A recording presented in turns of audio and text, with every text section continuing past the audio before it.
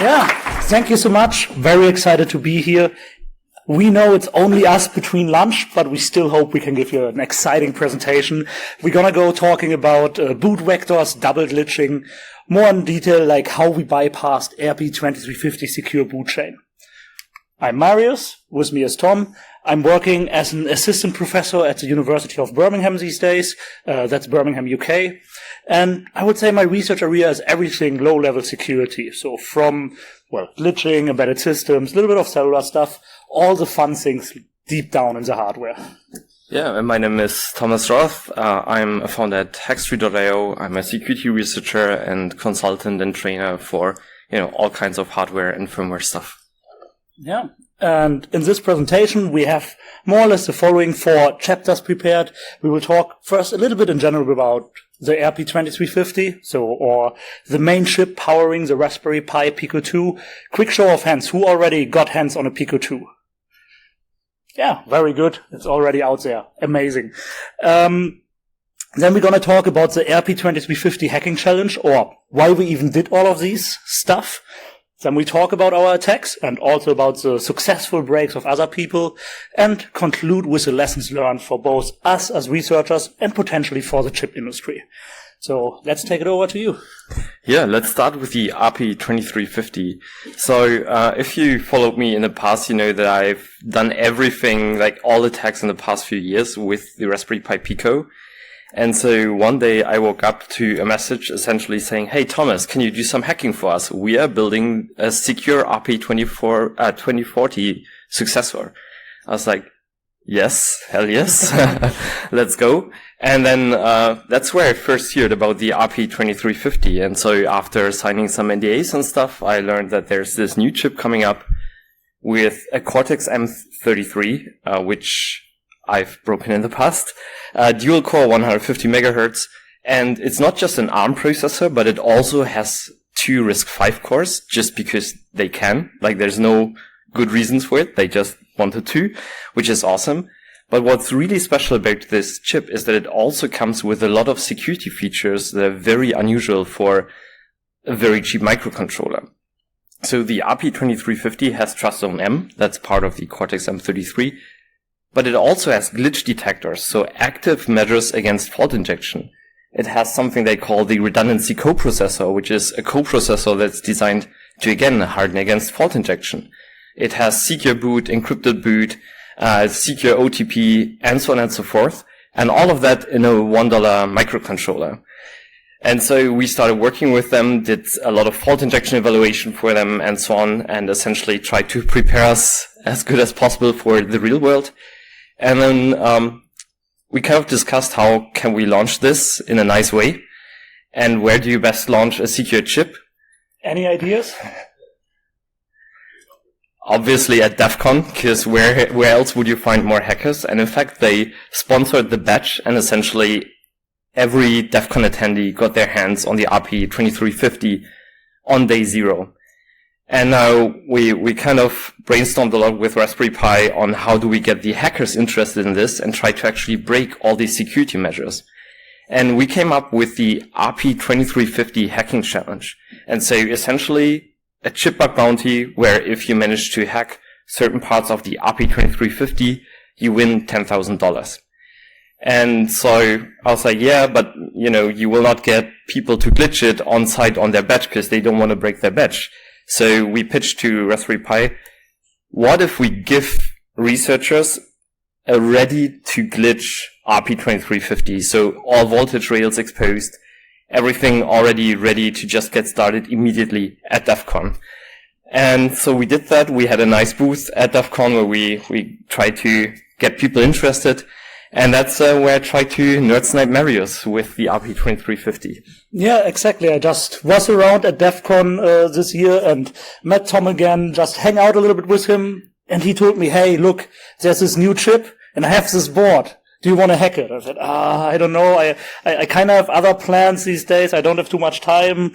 Also, I'm not too wetted with fault injection. Tom said, no. Just go for it. You can do it. That's how I got nerd sniped. I said, okay, let's have a small look in the data sheet. And then the next 3 months of my life kind of went away. But talking about the datasheet, the RP2350 is amazing, or Raspberry Pi in this regard, because they are fully transparent about their chip and also about their secure boot chain. So they release the datasheet. It's a little bit small visible, but it has, I think, in this revision, something around 1,350 pages.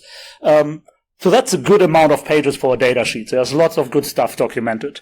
They also released publicly their boot ROM on GitHub. Yes, that deserves definitely a clap.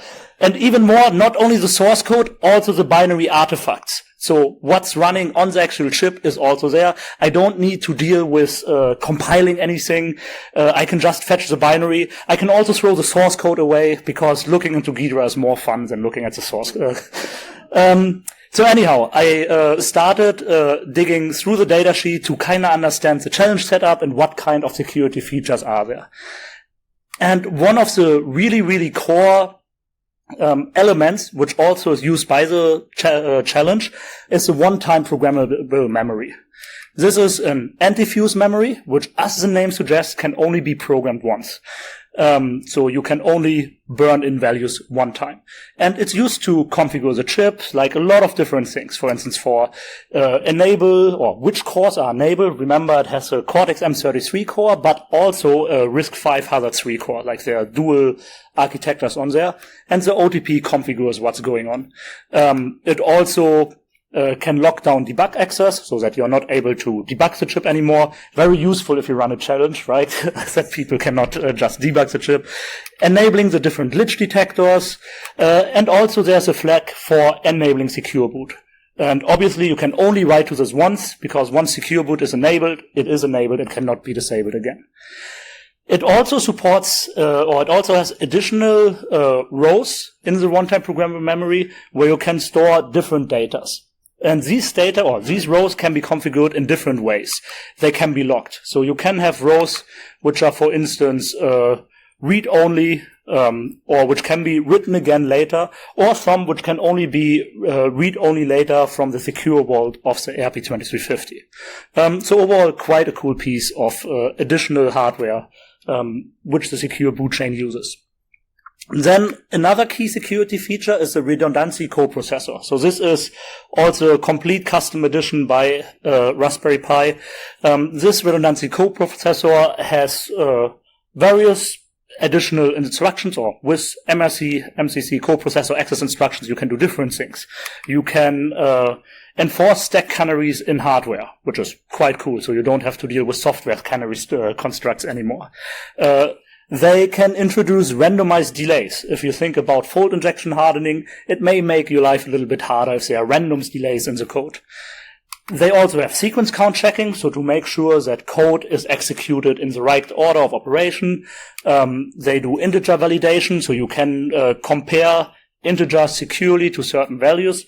Again, thinking about fault injection, if you have a comparison with a separate piece of hardware, it may be more secure than doing it just in the boot ROM itself. And it also has the, I guess, most used function, panic. As soon as something goes wrong, the chip or the RCP, will just completely stall the main CPU and be in a panic state because something funky was detected.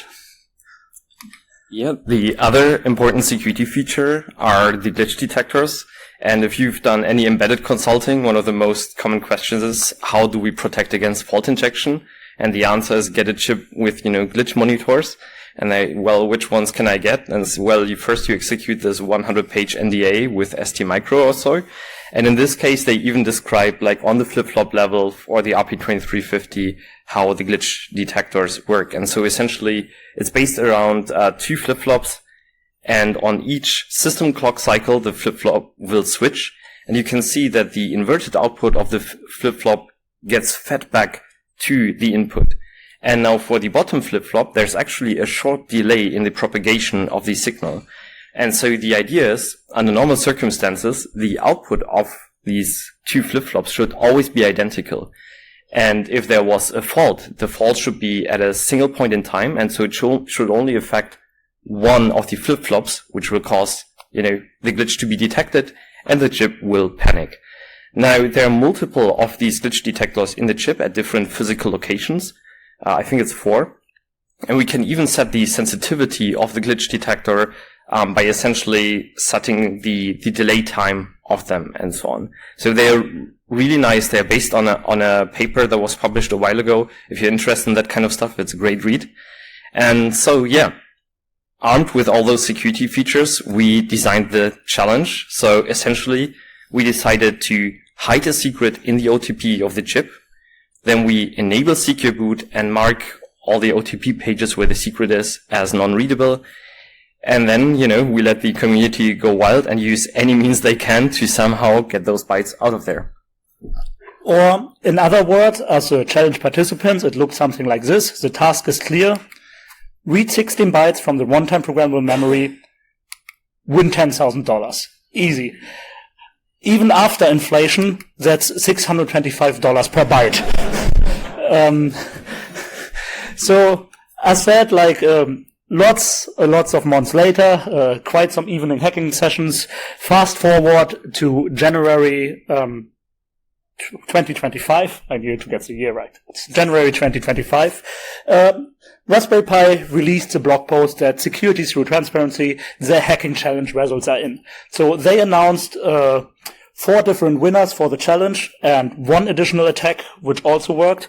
In a nutshell, these are the 5 different attacks. We will detail all of them a little bit later. There was one by Eden Collin attacking the one-time programmable memory power on state machine. I had a small attack on forcing a vector reboot. Kevin did a very amazing laser fold injection attack. Tom added another attack, even despite he designed the challenge, he just couldn't leave it to rest and found yet another attack on the chip.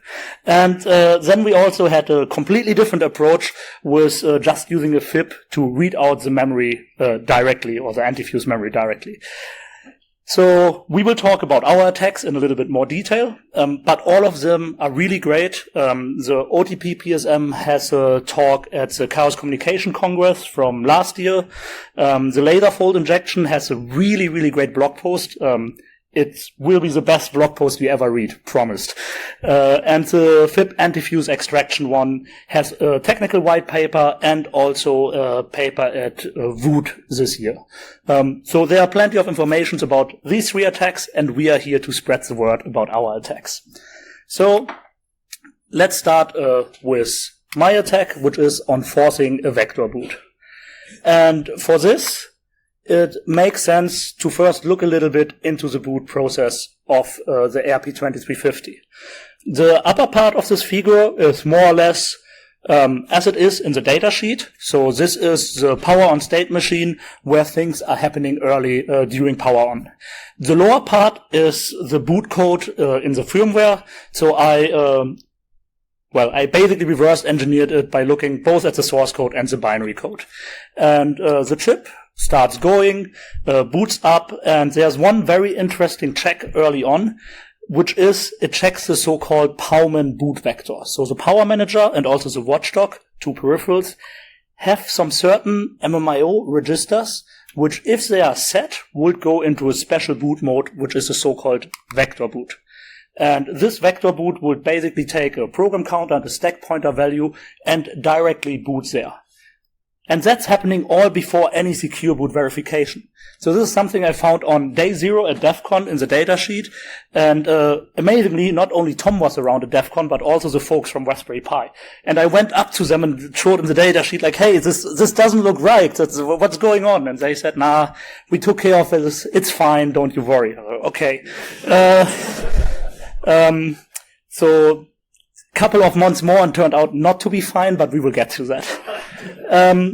Anyhow, if this MMIO register is not set, we continue the boot process and end up here in the different boot stages where the RP2350 first will to try booting an image from RAM, then from the one-time programmable memory, because you can store your own bootloader there if you want, and then it will try to boot from flash. All of these cases would verify the signature of the firmware if secure boot is enabled. If none of them are present or none of them are active, the chip would... Okay, animation fun. If none of them are present, the chip would go to the lower part of the figure where we basically end up in a USB bootloader where we can interact with the chip. And this is where I looked then a little bit more to see if we can run any attacks against this kind of vector boot. So the USB bootloader itself, it's quite neat. The core part, the core operation, actually does run in the non-secure execution state. So the secure bootloader does make use of the secure world and the non-secure world of TrustMM, which is pretty cool. The USB bootloader is implemented in the boot ROM, and this boot ROM also provides API functionality, which programmers can call from their normal code, also in the secure world. There are certain ones like RP functions for flash operations or for one-time programmable access. All of these are available, and yes, they can be accessed from the secure world. Also from the non-secure world, and sometimes there's additional validation if something is called from the non-secure context to make sure that nothing wrong happens. For everything which is available from the non-secure world, you can usually also use the Pico tool, for instance, for reading out the OTP secrets. Well, not the secrets directly, or not yet, but for looking at the OTP configuration, you could use a Pico tool to check the status of the OTP registers. And there are different commands, and one of them is also reset. So via Pico tool, you can issue a reset command, which would, in the bootloader, then be dispatched to the API function of reboot. For the reboots, there are a couple of different reboot types. So, for instance, you can say to the RP2350, hey, just reboot normally, or please reboot from RAM, I have a RAM image from you, and so on and so forth. There's also one very particularly interesting boot type, which is reboot type PCSP. And at this point was like, hey, doesn't this match to the Powman vectors? And indeed, this reboot type PCSP is implemented in a way that it writes the program counter and the stack pointer plus some magic values and some storing to the power manager register, so that on the next reboot we will trigger this special vector reboot. Now, the main problem here is that this reboot type is not accessible from the non-secure world. In other words, if we run from a USB bootloader, we have no chance to issue a reboot with this reboot type because the reboot type is only available in the API when called from the secure world. So it does make a little bit sense to check a little bit more on those recent command boot flow and how all of this works. How can actually the API call make sure that if we are issuing reboot from the non-secure world, from the bootloader, that it doesn't hold the reboot type PCSP. So there are two parts to the reset command. One part being executed in the non-secure world by the bootloader, and the other part in the secure world, more by this API function. So all of this starts by receiving the reboot command via Pico tool, via USB, and it will jump into the secure world reboot entry. In there, now in the secure world, it would verify the arguments. So there would be a lot of bit shifting and different operations going on to make sure that this reboot type PCSP is not there. So this part is even dedicatedly fault injection hardened. The Raspberry Pi developers talked about the possibility that someone like me could come around and say like, hey, why can't we reboot with this? So after the sanitization happened with fault injection hardening, it would jump to the shared reset code to the API handling. Then the API handling would verify once more that under normal circumstances it gets the reboot type passed 2 times in 2 different registers, and it verifies that these are matching.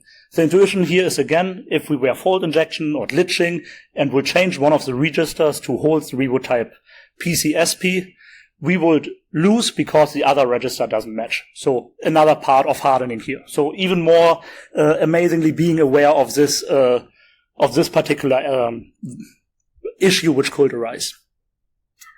And then eventually the boot would be the executed or the requested boot type, if allowed, would be executed. So if you say, please reboot from RAM, this is fine. However, there's a small problem, which is the compiler. So if we ask the reboot via USB, the reboot type is by default not PCSP, right? It's something else. This was hardened out. Now, if we look at the assembly, it would look something like this.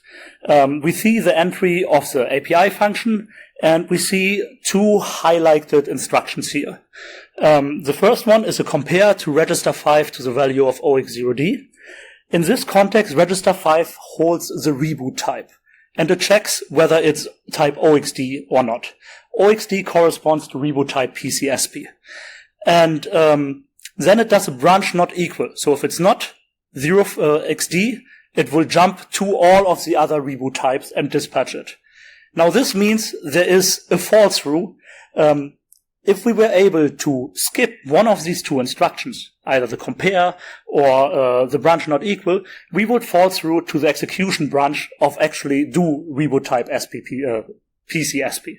So due to compiler arrangements, we actually ended up here having a primitive where we could try to inject the glitch.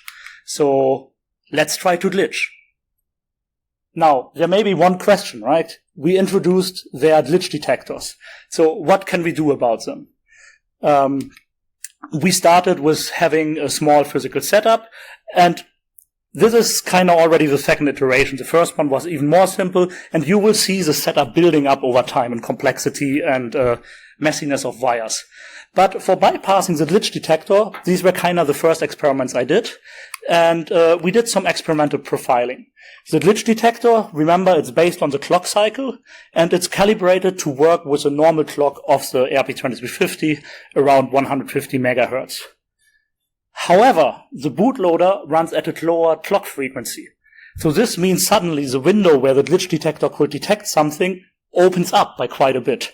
And I wrote some experimentation and profiling code just with a simple glitch detection loop to check if whether we are running at the same clock speed as we have in the bootloader, if we can inject glitches.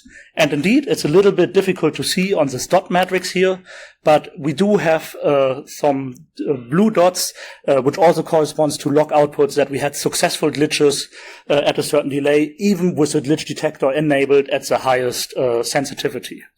So yeah, thanks for running at a lower clock. At this point, the attack strategy is clear. We load the unsigned firmware in RAM. The unsigned firmware would then run in secure world and dump the OTP secret. Then we send the USB reset command. Just any will do with as long the reboot type is 0, right? Because we fold this comparison instruction. The important bit is that the boot flags we set are PC and SP. So if it gets executed, we go to the right program counter and stack pointer. And then we glitch the critical instruction and win. That was kind of the idea.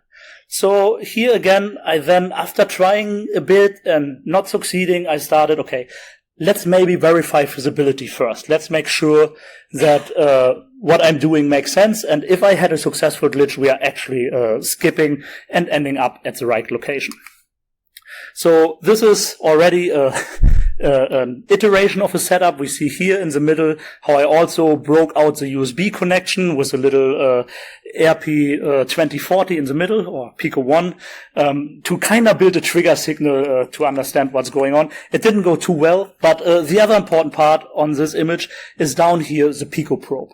So I wrote a little GDB script, an automated debugging program, to break at the critical instruction and skip it manually in GDB and then continue execution. So this was prepared on a board which had debugging access obviously enabled, but it was just for me to verify my hypothesis. If we would glitch this instruction, would we reboot and would we get the secret?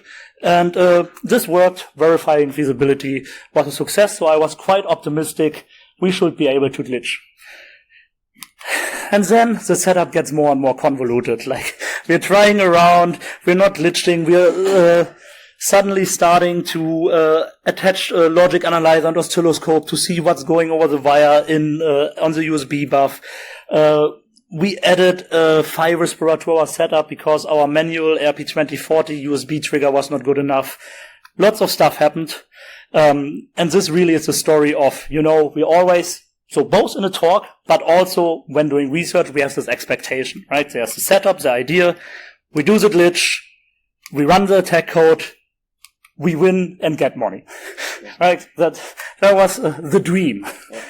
Unfortunately, reality looked quite different. We do the setup, we attempt the glitch, and we are not seeing glitches for a while because our jumper wires are too bad. So we needed to get new jumper wires. Thanks also on Tom. I wrote him, I think in the middle of the night, 11 p.m. or something, like, Tom, your tooling does not work. I see no glitches, even without glitch detector. What's going on? Your board is crap.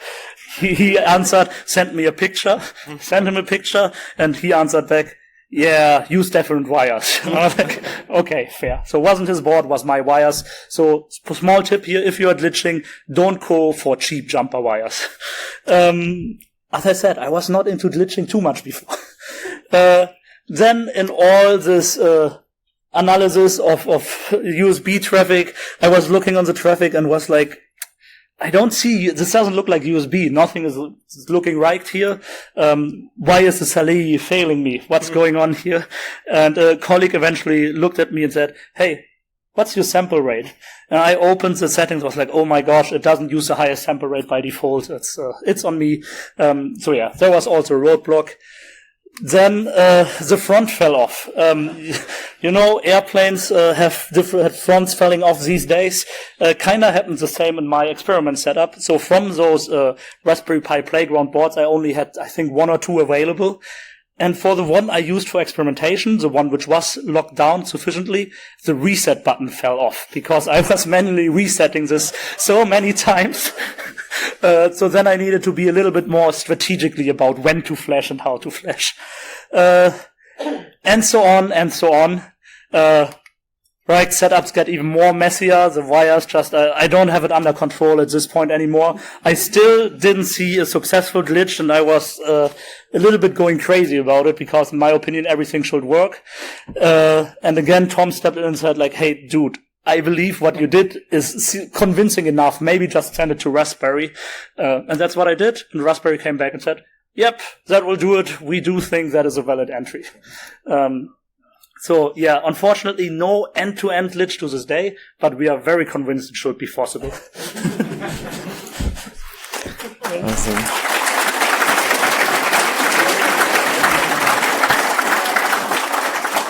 Yeah, we couldn't let you get gray hair about this chip. So. Yeah, Tom needed to step in and stop it. Cool. Yeah, that was a really, really nice glitch, and I think you figured it out in like the first hour of looking at the boot ROM that this is sketchy. And 3 months of evening hacking to still get it not working. Yeah, and I'll talk about a different glitch that's involved less wires.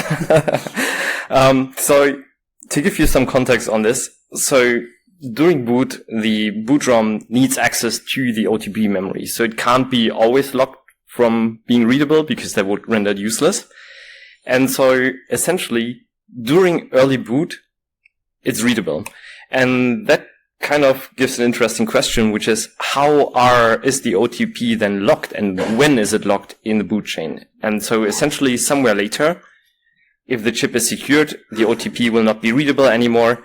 And then, for example, the user tooling such as Pico tool can only read the non-locked OTP values. Now, luckily for us in the datasheet, they actually exactly describe how all of this works. And so there's essentially a lock progression where by default the locks will be set to 0, so read and write. Then you can set it to 1, which is read only, and then to 2, which will make them inaccessible. And it's a progression, so you can't go back. Like, you can't go back from read only to read write in any way. And to store this information, there are 6 bits. There's the secure lock state, the non-secure lock state, and the Pico boot lock state. And this essentially, the secure lock state tells the chip whether the OTP can be read in the secure world. The non-secure lock configures the readability from the non-secure world. And then there are 2 extra bytes that configure whether you can read them via USB using Pico tool, the Pico boot lock state. And now, after spending a lot of time staring at the boot ROM, I wondered at how exactly do these locks work. And there's a function during boot where for each OTP page, the locks are essentially advanced if configured. And so from bootloader to secure value. And this function, this SOTP advanced BL to S value, is called twice, as you can see. The reason is that they verify that both results are identical against a hardening step against fault injection. And if we look at the assembly implementation of this, we first off can see these two MCR instructions. These are these redundancy coprocessor instructions that will introduce random delays. And so if we try to glitch in this function, we always have random delays between 1 and 256 cycles. Then, further down, we have this weird shifting pattern of shifting left and then immediately shifting right by the same value. And the value that is shifted here is actually the lock value. And so let's say we have our locks configured to be inaccessible, so the lowest bits is all set to 1. Now, the shift instruction will essentially shift everything to the left and then shift everything back to the right. And they do this to essentially clear out the upper bits to make sure that there are no stray bits from any, type of corruption or so. Now, the thing is, if we were to, shift them to the left, we have 0 in the lower bits. And so then we can just skip over the shift back to the right.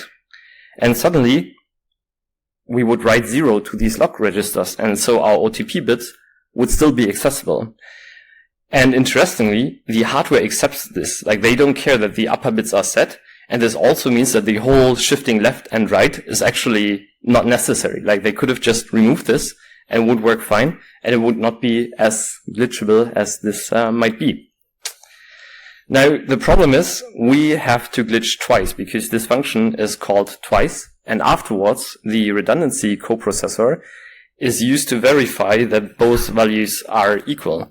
Now, if you've ever done like a double glitch, it's not a lot of fun and it's not particularly an effective use of time, let's say. So, it gets messy. And so, how do we glitch this? We boot into the bootloader. We somehow bypass the glitch detector, which, as you saw, is already kind of difficult because you get successful like 1 in 100,000 times or so. Then we glitch the critical instruction twice and read out the secret VIP code tool. Now, the problem is, how do we get this to any degree of reliability where the two successful glitches with a single trigger works? Well, it turns out there's EMFI, electromagnetic fault injection. And if you start scanning the chip, remember that the glitch detectors on the chip are in different locations, physical locations. And so I started by scanning the chip and I created a graph of where would I get successful glitches. But the position didn't make sense. It was only in one corner. And it turns out that I was accidentally just glitching the power supply of the chip. So I was doing VFI by EMFI essentially. And then I switched out the coil on my EMFI probe. And as you will see, suddenly it starts working. But essentially the glitch detectors measure at specific physical locations of the chip. And with EMFI, we can be super precise on where we glitch, especially if we remove like the top layer of the casing, we can get closer, smaller coil diameter, and so on. And these very localized results might not be detected. And so at first I had the wrong one, but after a lot of trial and error, I actually got a 100% bypass rate of the glitch detector just on the ALU and was able to successfully essentially glitch the chip every time. But the problem is I needed to hit 2 glitches and there are, these random delays. And so what's the solution? We just spend more time on it. So we just let it run for weeks and weeks. And the nice thing is the 2, delays will give us a nice distribution of delays. And so it's very likely that we just hit with a static delay in the middle. And so that's exactly the delay we try to get. And eventually Raspberry Pi was like, yep, that will do it. And we managed to, again, break the OTP in a different way using 2 glitches and a lot less wires.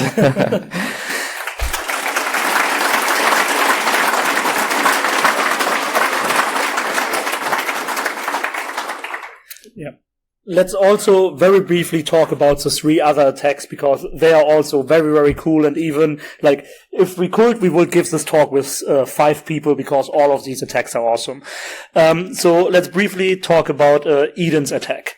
So he kind of found that the one-time programmable memory is running on a separate power rail. So by physically tampering actually the chip to make this available, he could specifically inject voltage faults to the OTP power on state machine. So when it's booting up early on. And in this faults, or when you fault this particular location, just the last read data would be returned again for future reads.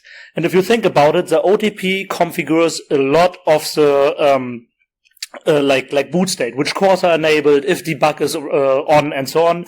So if there's wrong values returned, it's very likely that something goes wrong.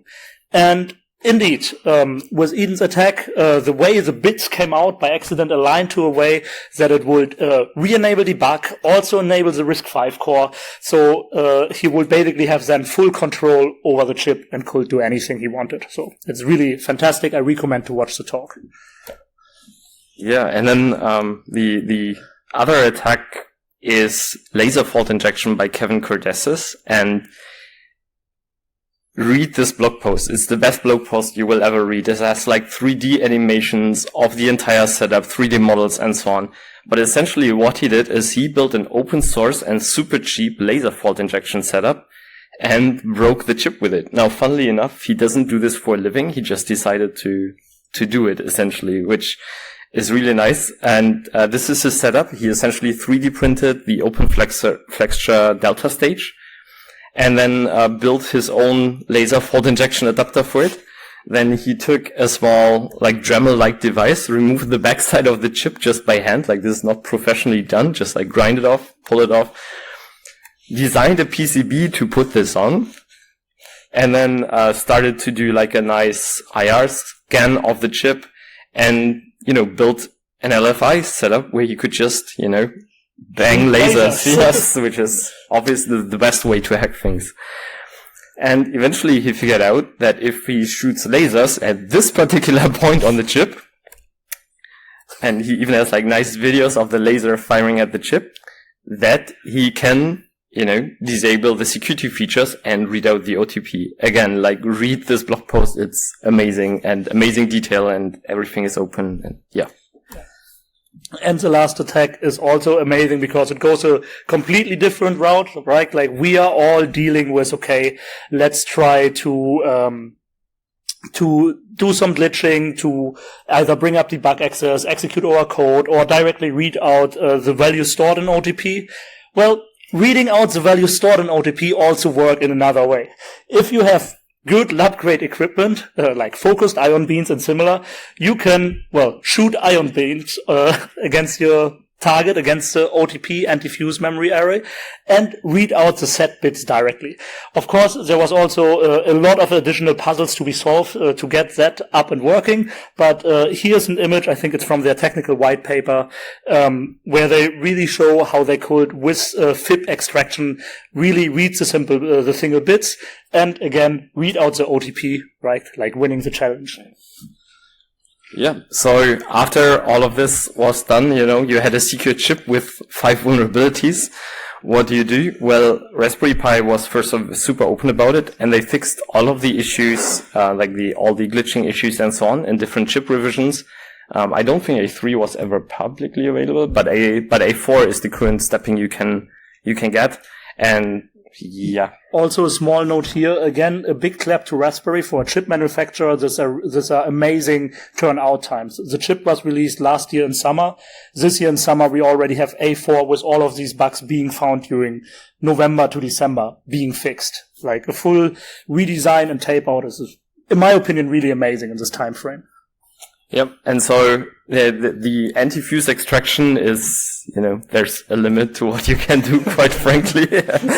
But yeah, so, for us, the lessons learned were, like our fault models for pre-boot attack need to be super comprehensive because, every single part, no matter if it's external IP, internal IP, needs to hold up, right? Like the OTP power supply issue is with external IP. And so, yeah, you need coverage. Hardware mitigations are effective, but it's a Swiss cheese model, right? Like if your glitch detector fails, you want to have a second layer of defense and then a third layer of defense.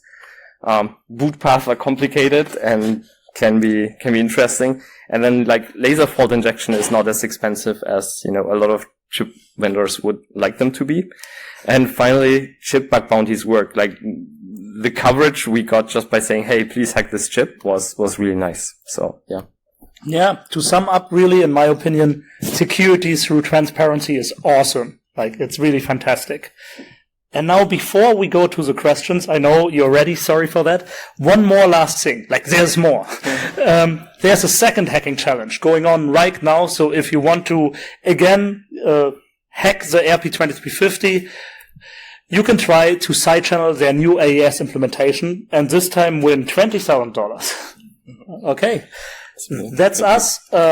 There's more information on the paper and the GitHub repository linked here in the QR code. Thank you for your attention. And yeah, we were very happy to be here.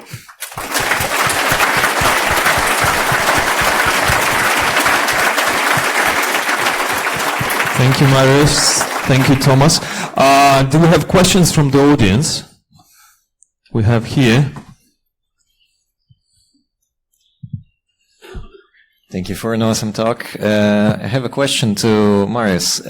You mentioned all the struggling with the breakpoints and triggering off of USB to get the timings for the glitch. Would it be possible to relocate the boot ROM into Flash, for example, and patch in some triggers to get the timings this way? So I did do parts of it. I relocated during my first experiments parts of the boot ROM, like the critical instructions, into the Flash as experiment setup to just try to, if I can, glitch those in isolations, and these were successful. Just then the full end-to-end against the actual bootloader or the actual boot ROM was not possibly for me yet. Okay, and another quick question for Thomas. You mentioned the coprocessor was adding those randomized delay. Wouldn't that be easily mitigated if you trigger off of power traces? Yes. Thank you. Thank you. We have another question from the same side of the room. Same question around the random delay. So in terms of quantitative measure, how much did it increase your time from 1 day to couple of days or weeks? What was the impact of this randomized delay for you? So the problem is that I used a certain trigger method that was mentioned, and so it was very like the unreliability of each part of the setup stacks up, and so like the random delays meant like if I get the first glitch like 1 in 1 million times, then getting the second one with just the right timing was horrible, quite frankly. So yeah, it slowed down a lot. So okay, thank you. All right. Any more questions? I learned the hard. Oh no, we do have one. Hi, thank you for the great talk. Marius, why, since Thomas was able to reliably glitch, why didn't you just send your stuff to him and let him glitch it for you? Thomas was busy. Right. Yes, we were discussing to just throw all of my attack also under an EMFI setup. Would very likely work, but Tom was busy. I don't have his EMFI setup.